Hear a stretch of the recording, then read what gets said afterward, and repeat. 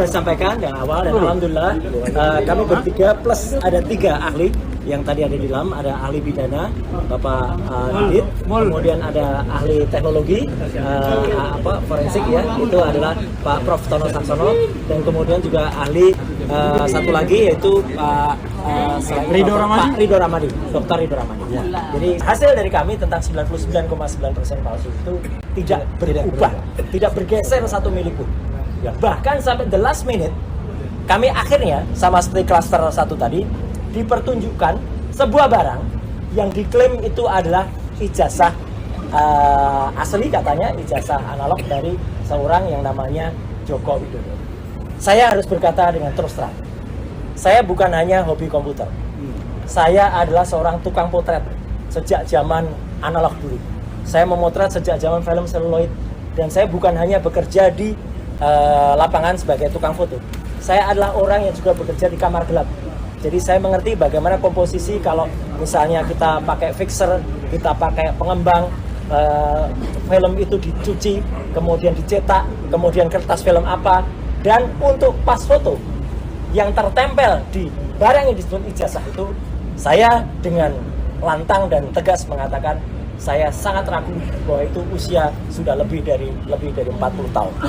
Terlalu tajam, terlalu baru barang itu sebagai sebuah foto yang dicetak dengan kertas foto di tahun 80-an. Ya, karena kertas foto di tahun 80 itu ada usianya. Bahkan ijazah Dr. Rismond sendiri yang usianya baru sekitar 20 tahunan kira-kira, 23 tahun, itu pun sudah mulai berburam. Ya, ini masih sangat tegas dan jelas. Ya, tidak seperti. Kemudian khusus detail itu, alhamdulillahnya kami meskipun diminta untuk melihat, kami tetap tidak boleh memegang. Ya, kami tidak boleh merasakan. Padahal dia bilang, saya satu lawyer, saya sudah merasakan itu. Kami tidak boleh memegang, bahkan mengintip saja untuk melihat ketebalan kertasnya saja tidak boleh.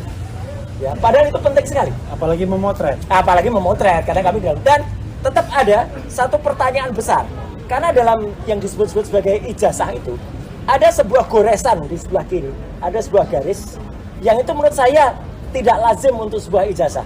Itu mungkin hasil dari pre-printing atau printing baru, ya. Kemudian ada lagi ciri-ciri yang kemudian kami pertanyakan, Dr. Rismond akan menambahkan logo Universitas Gadjah Mada yang tercetak.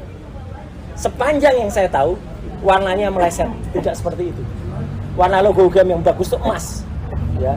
Dan kalau sudah lebih dari 10 tahun atau 20 tahun, itu akan dalam bahasa Jawa, ini istilahnya silakan dikutip, bleber. Ya, bleber itu apa? Kemudian pecah, mengembang. Karena tinta dulu tidak sebaik tinta sekarang. Ini tidak ada blebernya sama sekali. Jadi kayak di print dengan kualitas tinta baru yang kemudian tuh clear banget.